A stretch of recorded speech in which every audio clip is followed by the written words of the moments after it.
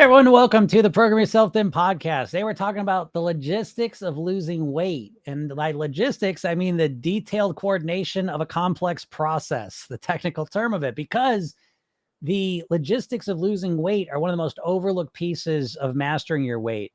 It takes a lot of planning and thought to have the food available for you to lose the weight with. I mean, a lot of times we kind of join the discussion with, did I eat well or did I not eat well? Well, whether you ate well or didn't has a lot to do with what was available to eat when you were hungry. And so we really want to take a lot of time and effort to think about, how can I set myself up for success with the eating? How can I have the right foods in the right place at the right time so that I can easily and comfortably lose weight and ultimately maintain it? And again, this is something we tend to overlook. So your first line of defense is obviously going to the store. And so, again, it's a little bit of both. It is, first of all, going to the store and not bringing the bullshit into your house. And the other side of it is getting the good stuff into your house and having that stuff in your house in a way that is accessible to you. So when you think about losing weight and the foods that you're going to eat to make that happen, we don't want to just stop there. It's not enough to just know I should eat this. I should have a salad. I should eat soup. I should do this. That's a first step. Then we need to go deeper and say, how can I make sure that I have the ingredients ready to go? How can I have the ingredients there in the easiest way for me to use them? A lot of times I see people when they want to lose weight, they have these really overwhelming meal plans with these crazy diverse and complex recipes of what to make. The harder it is for you to make the healthy food, the less likely you are to do it. So we really need to take a step back and say, okay, when can I get these ingredients? How can I get them in a form that's easy to prepare?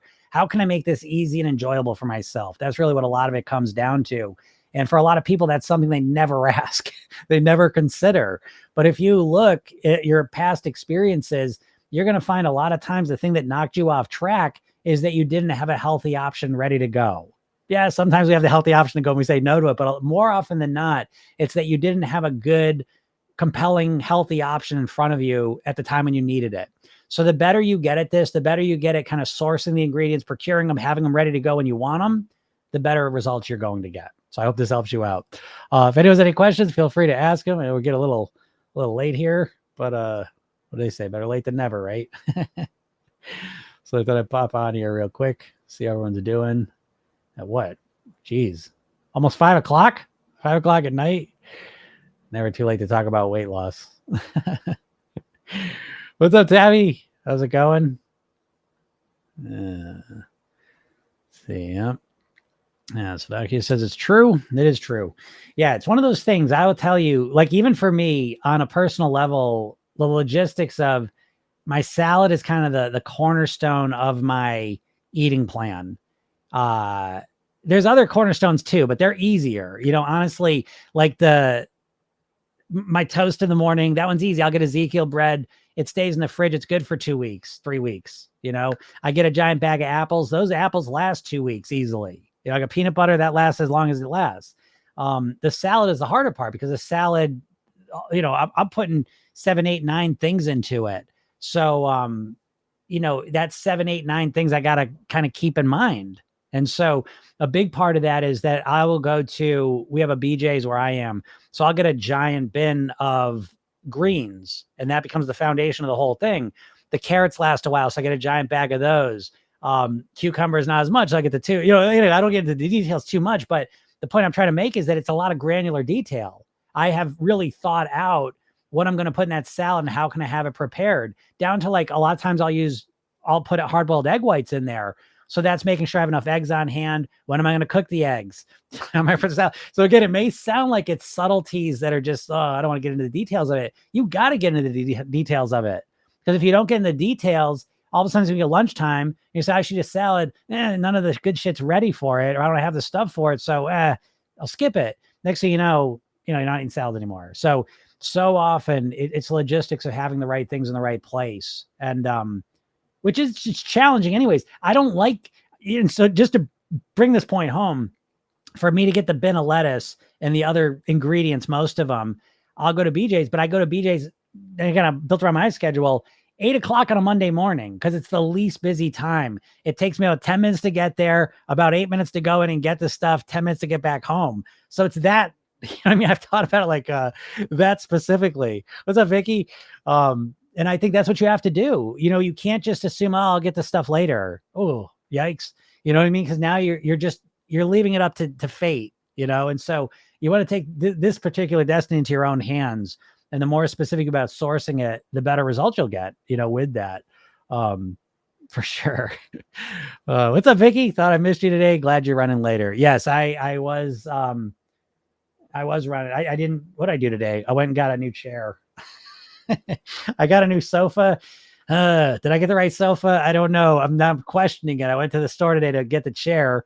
The sofa gets delivered tomorrow. And that sofa looks smaller than I thought I remembered it. Oh man, if I got the wrong sofa. Is there anything worse than getting the wrong sofa? Get out of that thing. I'm trying to decide. I'm going to go inside and measure some stuff after this because they deliver it. If I can still cancel it before I deliver it, if it's the wrong size. We'll find out.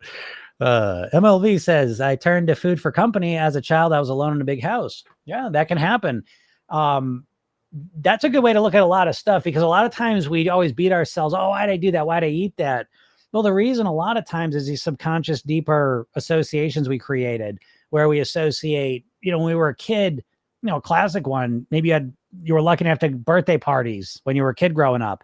And so you think about it and it's like, yeah, the cake was good then, but more importantly, you're getting gifts, you're the center of attention, you're getting all this love and affection and attention, and you associate that with the cake.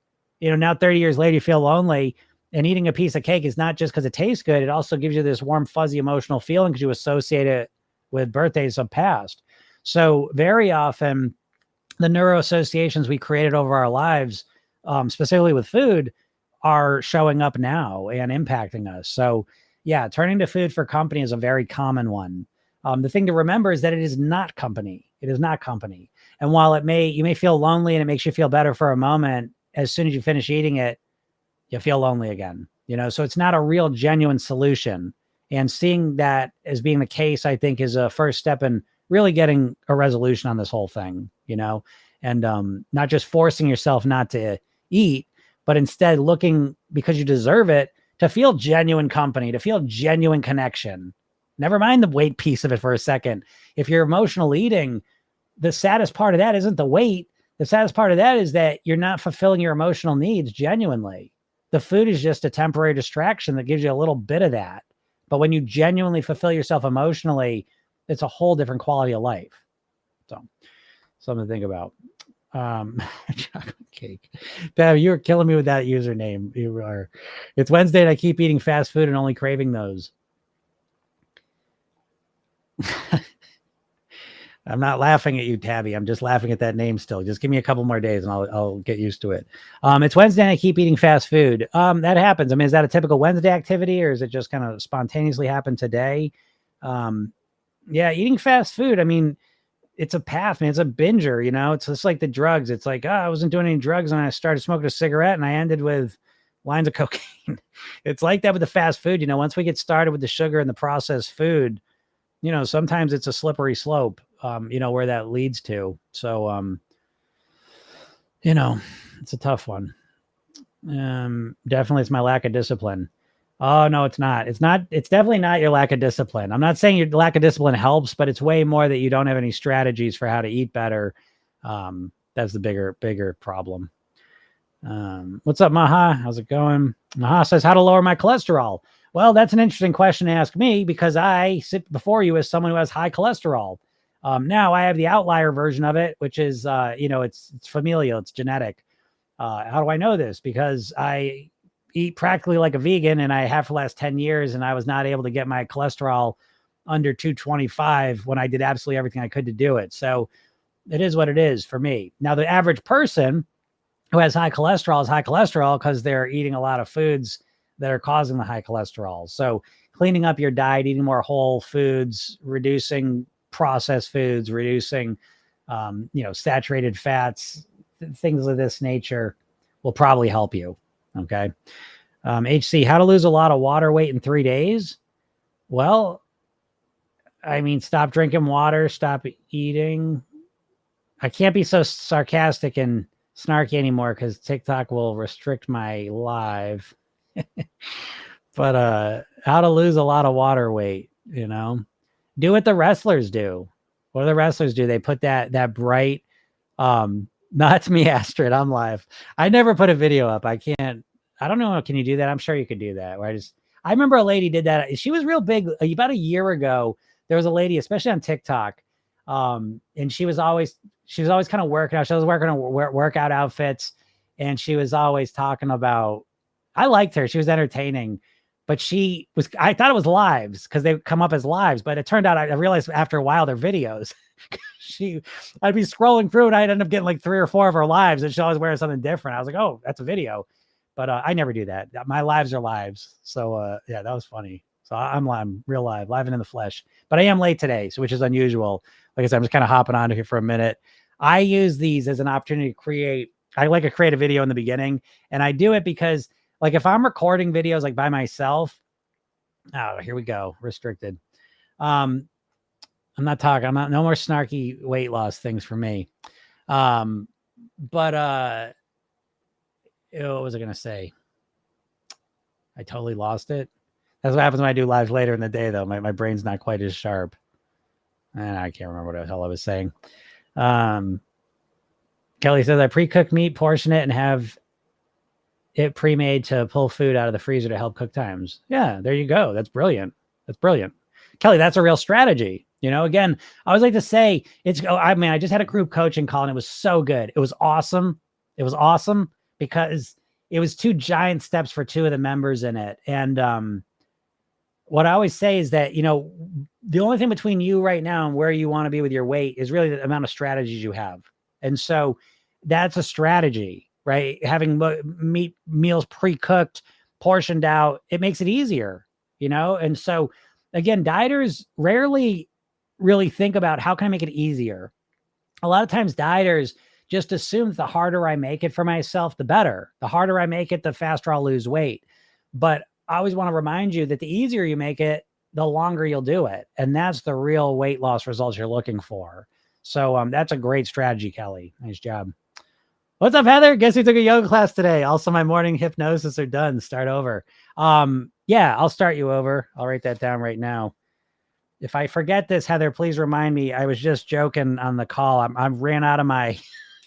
I used the last of my things. That's why I look at this one. It's double-sided. I live by these things.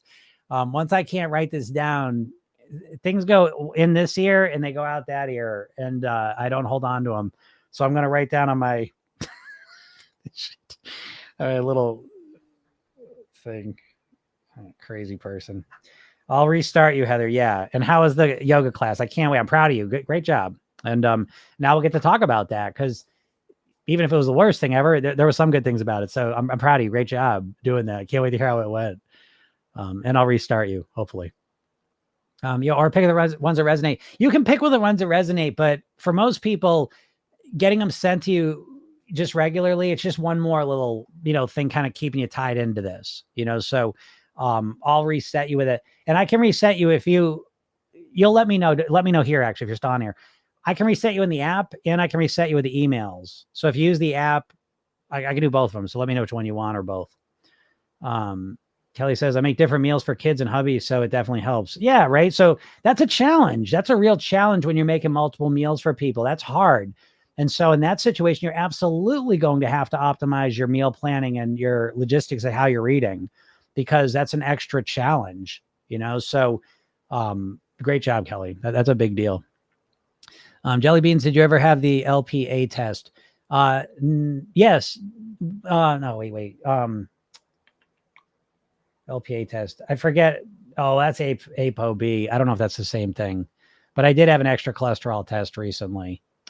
But anyways, I'm on a statin. I know statins are a hot button issue. It's funny to me, but and it's doing its job. So I feel good about that.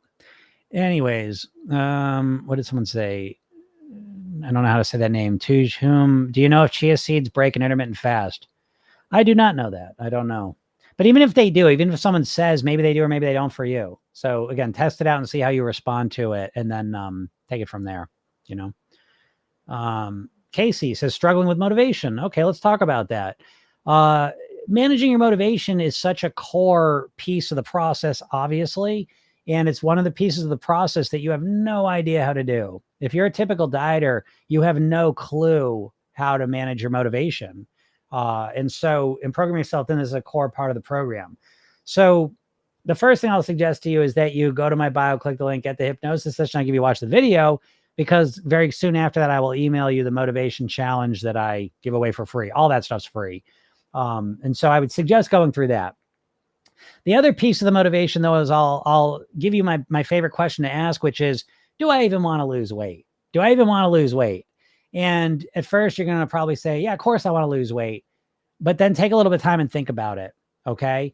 And so really start to question, and you should all do this, because a lot of you are assuming you want to lose weight when you don't really want to lose weight.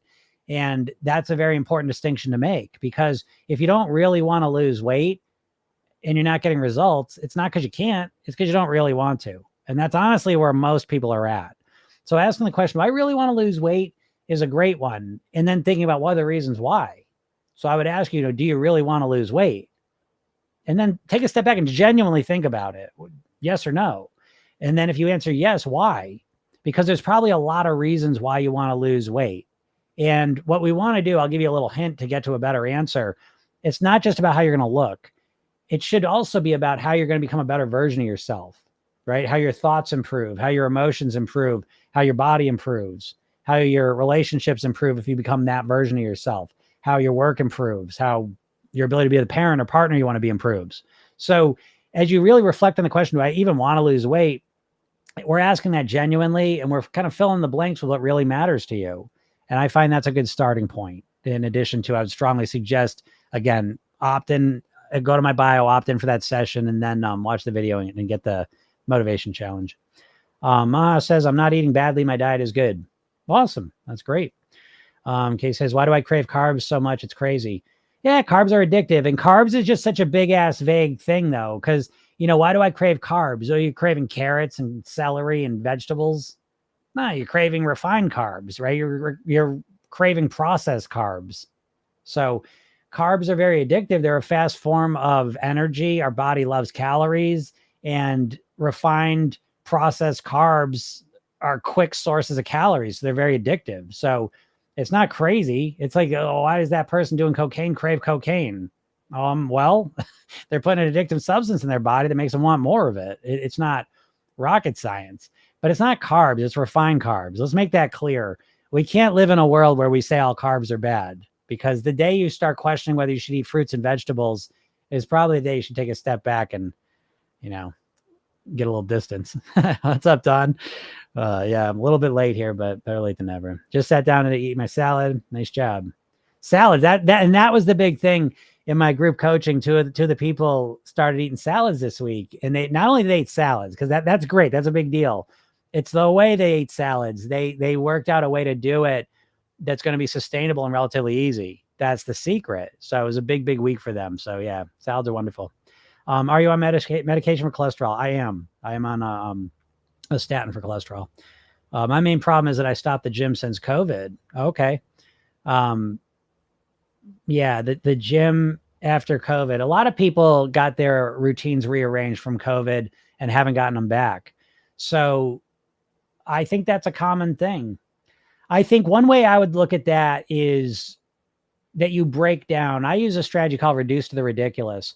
And I think a lot of times people set like their ideal thing, right? So say going to the gym is how I'm going to lose weight. I got to go to the gym every day. That's how I thrive. And they set up like, okay, that's what I have to do. But they give themselves like one option. One thing I find to be helpful is when you break it, you give yourself a couple options. So your plan A is I go to the gym and work out. Okay, great.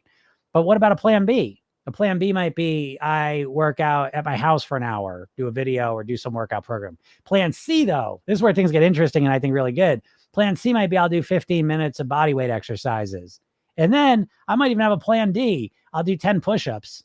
Okay. Because what I'm looking for is reduced to the ridiculous. So I get out of the, when I do things right. I do things 100%. Yeah. You got your perfect plan that you never do. So it's like, to me, the first step I want to do is just start doing something consistently. Just start doing it more. And you make it simple for yourself, really, really simple, because, the next month goes by and it's a month you wanted to go to the gym and you didn't, versus a month where you did push-ups every day for 20 days. You did a 15-minute exercise 7 of those days. 3 of those days you did the hour thing. And so it's building up to it. And a lot of people don't want to do that because most people are kind of black and white thinkers. But if that's not working for you, because we always say, oh, just go to the gym. Come on, just do it. Just do it. Come on. You got to want it. Do it. Do it. It's like, oh my God. That message can go, see you later. There's a time and a place for just do it for sure. But it's like, Jesus Christ, that's like the only thing we hear with weight loss and health. Come on, David Goggins. He seems like a great guy. I'm not knocking it, but holy shit. Talk about a one note answer. This idea.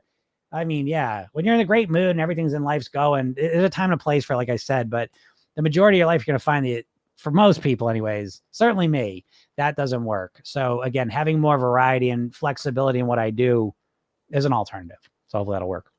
What's up, Paula? How's it going? Hi, Jim. Thanks for the reset, but I'm not getting the nightly nudge. The nightly nudge. Why aren't you getting the nightly nudge? I might know why.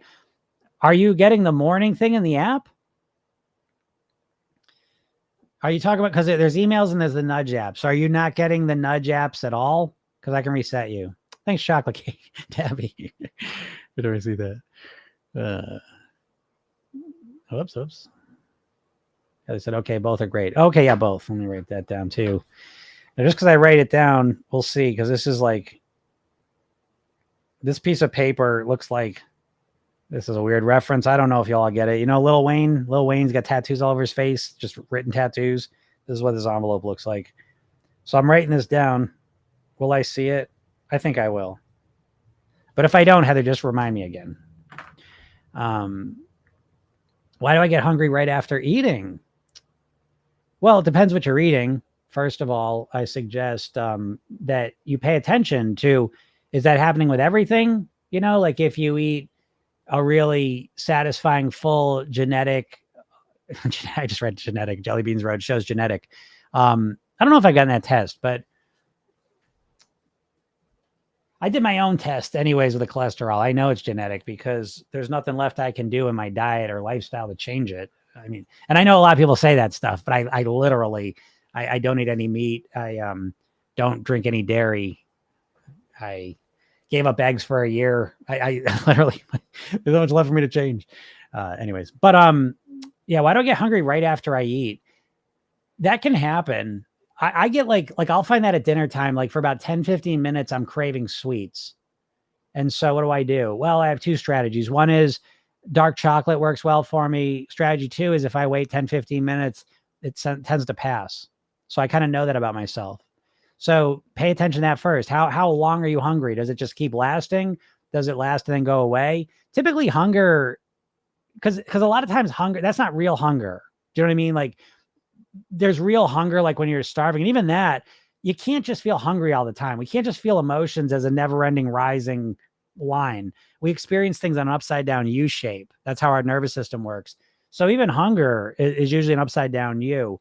So start paying attention to how long you feel hungry after you're eating. Start to pay attention to how you feel hungry afterwards when you eat a unhealthy processed meal versus when you eat something healthier, more natural. Notice if there's any difference there.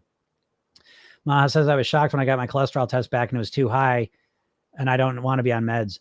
Yeah, I wrestled with that too. I will be honest. I spent years and years and years. I could not believe it. When I got my cholesterol test back, I was shocked because I am at a normal weight. I eat very clean.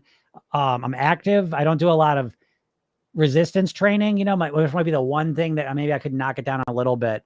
But, as a little bit of background, my father died at 54 of a heart attack, so that was a big concern for me. And I lived my whole life to avoid that. So when I got that cholesterol, I was like, holy shit.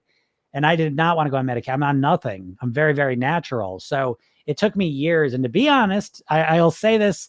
I don't know if Vicky said, we were just talking about this today, but TikTok, as much as it's kind of seen as like this kind of goofy teenage app or whatever, for me, I found a cardiologist talk about cholesterol. And he really was someone kind of cut through the noise. And anyways, I finally did get on a statin. Not my ideal, but I would rather be on a statin than have high LDL cholesterol and deal with that. So anyways, I hear where you're at, and I wish it was an easier choice, but I feel like having more plants is like having excuses, for example, not going to the gym.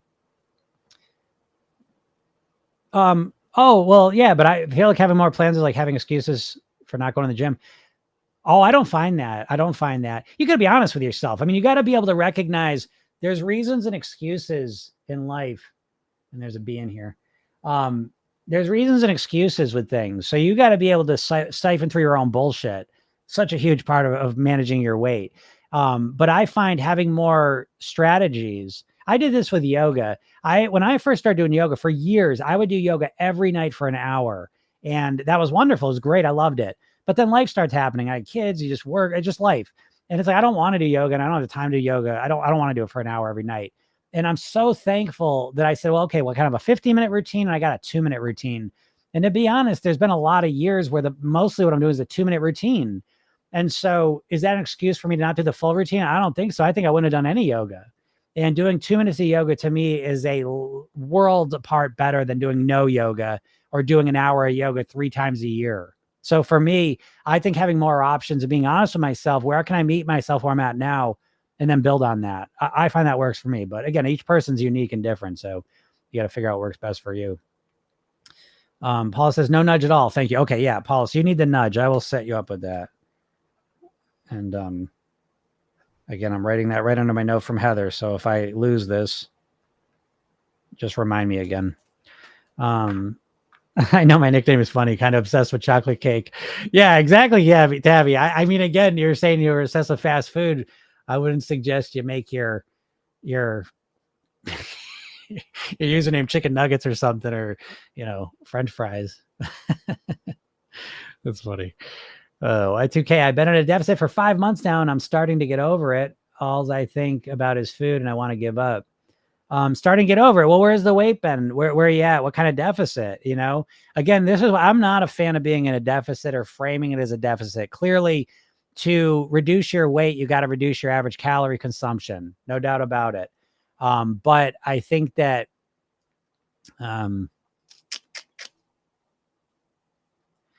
I think the way you frame that and go about that, it makes a big difference. And I think thinking of deficits is always going to make you feel like you're eating less than normal. So again, for me, I want to reduce my calorie consumption to a new normal, which means I don't do the diet thing where I create a giant caloric deficit because I'm so impatient to lose weight, and then I'm going to bring it up to maintenance. That doesn't work for anyone. Like, and I mean that literally. It's estimated 95% of people put the weight back on. So this idea that I'm just going to drastically cut the calories and I'm going to bring it up to maintenance, why do you think that's going to work? Because you just wanted to believe it? Like, it's probably not going to work. So I don't know what kind of deficit you've been in. That's a big part of the question, of why you may feel like you want to give up. Because if you're in a deficit of like 1,000 calories, yeah, sure, it's intense. Most dieters overwhelm themselves to the point that they force themselves to quit. You give yourself no option but to quit. Most dieters do. I always use the metaphor as an equivalence to that. If you want to learn to play the piano and you're like so impatient about it, you're like, I'm going to play for 10 hours a day. So I get good, really. Well, it sounds like a great plan on paper until you finish the first day. And then you wake up the second day and your fingers are cramped up and you can't move and you hate the piano. Now your plan's got all kinds of holes in it. Now you can't even get yourself to go near the piano. But that's what you're doing to yourself metaphorically with the diet. You're so overwhelming yourself, most dieters anyways, that you're literally you're setting the stage perfectly for you to quit. Because how could you keep it up? Keto people are great. How are you really? You're never going to eat a carb again, ever? Is that the plan? 1,200 calories? You're going to eat 1,200 calories a day for the rest of your life? That's the plan? Yeah. I like strategy 2 to let it go. I had an urge to eat McDonald's and waited a day the next day until I was craving it. Why? You're still craving it the next day? Well, I mean, you probably eat McDonald's regularly. Cravings don't just disappear because you put them off for a day. You know what I mean? Like, cravings linger for a bit. I mean, I don't want to get into it right now, but it's, you don't realize this. When you understand hypnosis, you see the world a bit differently, but seeing the arches is a post-hypnotic suggestion. You ever seen a stage show where it's like the hypnotist hypnotizes the person and you're Elvis Presley, and every time I snap my fingers after this, you're going to sing, hey, you're nothing but a hound dog. And then they wake the person, hey, you're awake, and then they're like, boom, and they're like, nothing but a hound. And it's like a post-hypnotic suggestion. Every time you see those arches, it's like a post-hypnotic suggestion in your head. So it's like every time you see those arches, you think about the commercials you see, you think about the times you've eaten the sandwiches or whatever you're eating there. And so, yeah, just because you get through a day doesn't mean you're not going to have cravings again, you know? And to be honest, Tabby, you're right now, I'm getting the impression that, you know, you really have almost zero strategy for how to manage your eating right now. You're just, you know, you're drowning in an ocean. And so, yeah, all sorts of shit's going wrong. You know, I mean, I'm just guessing. So, what's up, Yuri? How's it going? Hi from New Zealand. Yep. I recognize that name. I know I'm probably, yeah, I've got like, it's kind of cool doing this at a different time. Like meet different people, which is kind of cool. Like I always do it at noon, which is fun. I would say my regulars, but it's kind of cool doing it at different times, see different people. How many kilos do you think I can lose in 1 month? Love the concept of the new normal. Yeah, the new normal concept is really important. How many kilos do you think I can lose in 1 month?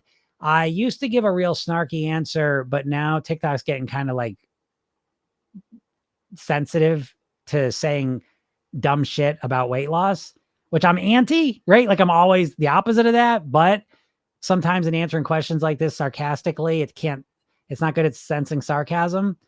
But how many kilos you think you can lose in a month? I don't give a shit. I don't care how many kilos you can lose in a month. So I'll just answer it that way. I don't give a shit. Because let's put it this way. The most kilos you could possibly lose in a month would require the most drastic plan you could possibly think of.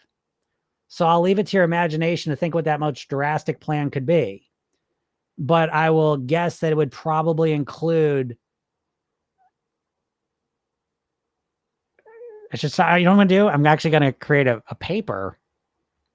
I'm going to get a piece of paper I can hold up with all the things I want to say. But if you imagine the most extreme, strict diet on the planet, that's what you would have to do to lose the most kilos possible in a month.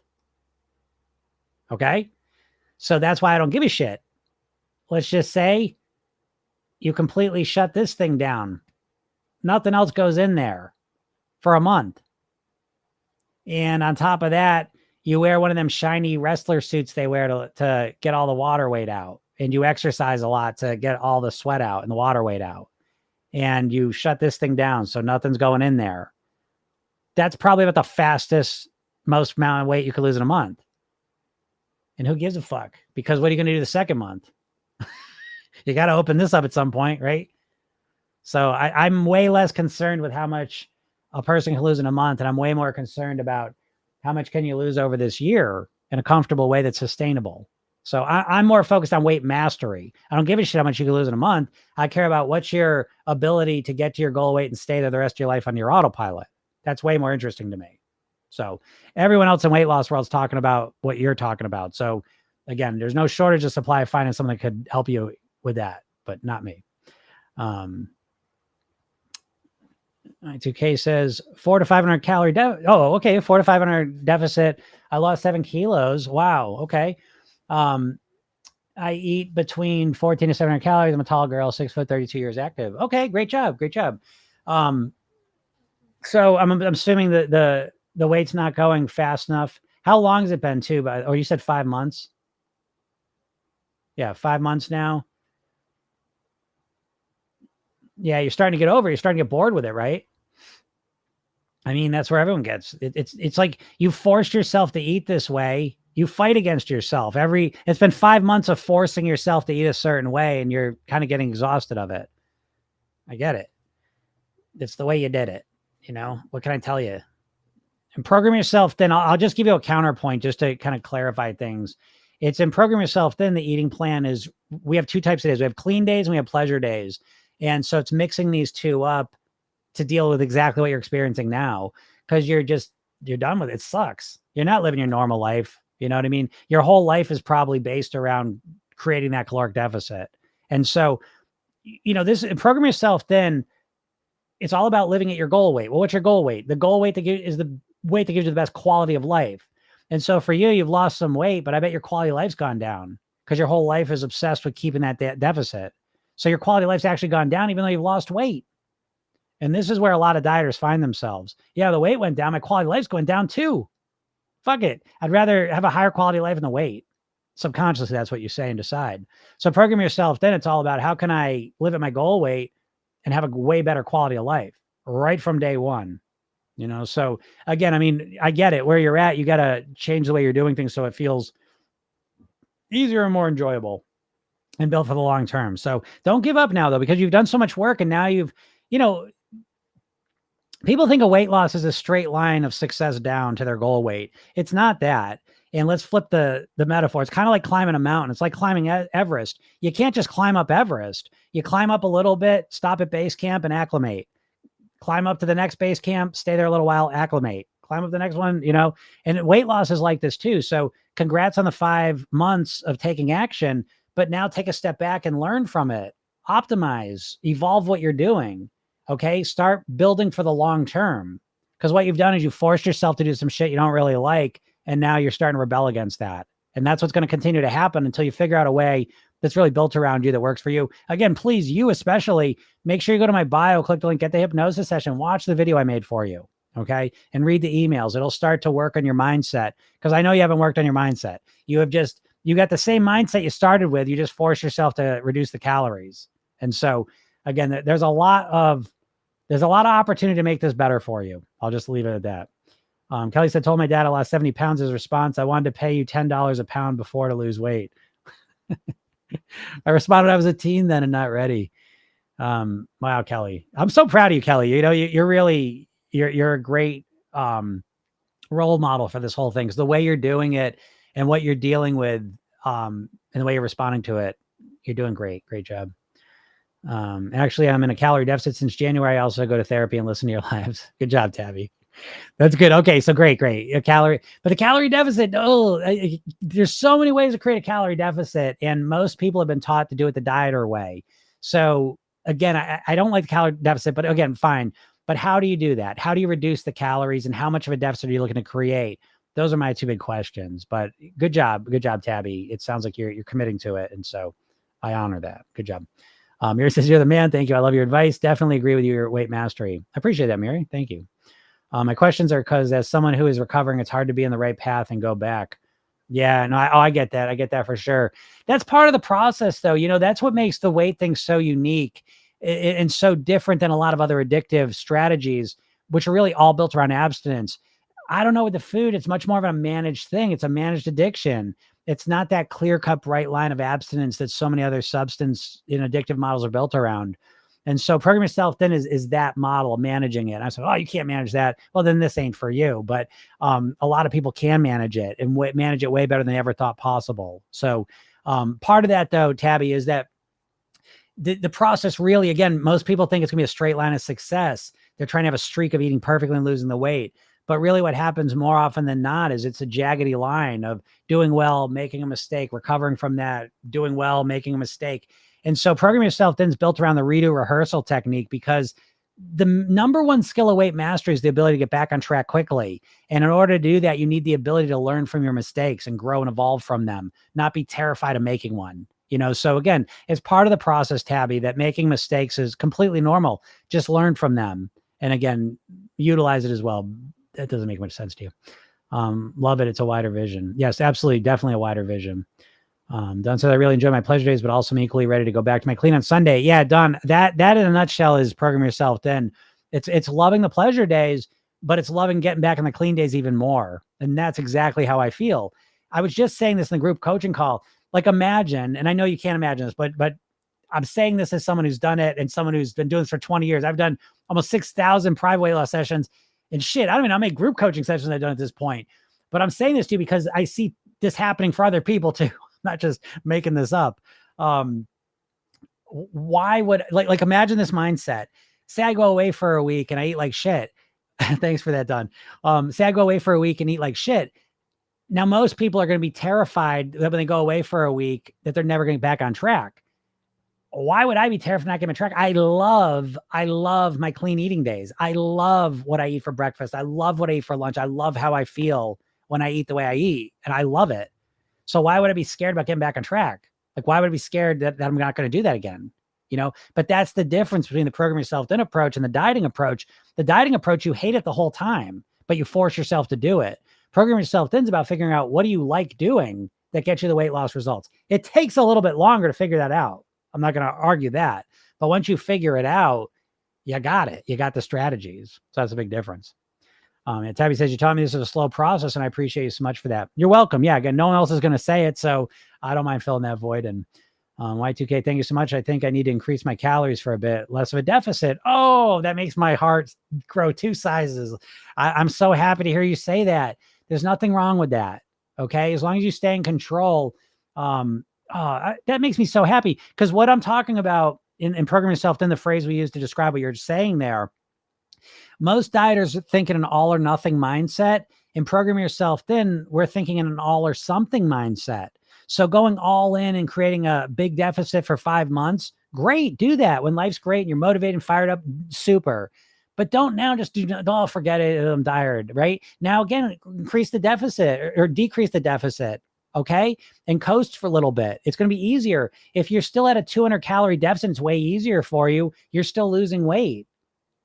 I know that's hard to wrap your head around, but again, we never take into account the time frame. We just look at how much weight did I lose this month based on how many calories I cut. But we don't take, what if you did that for a year? You don't know where your weight loss is going to end up. So that I'm really happy you said that. Your vids have helped so much. That's great. Good job. Good job. And make sure if you haven't yet, get in my world, okay? Because you're a smarty. I'm saying things and you picked up what I'm putting down in slang terms. Yeah, there's exactly your program strategy to save me. Well, thank you very much. I appreciate you saying that. That's why I do it. So thank you so much, everyone. All right, I got to get out of here. Thanks a lot. Glad I ran into some new people a little bit later. I hope I was able to shine a light on some things. Great job, everyone. You know, what I take out of this is there's people out there taking a lot of action. Awesome job. Take action and learn from it. Okay. Don't just take action and put it in a vacuum. Take action and then learn from it. Some things, everything you do, new action you take, it either teaches you what to do or what not to do. And if you approach it that way, it's a wonderful place to be. All right. So thank you so much, everyone. Have a super day, and we'll talk soon. Bye.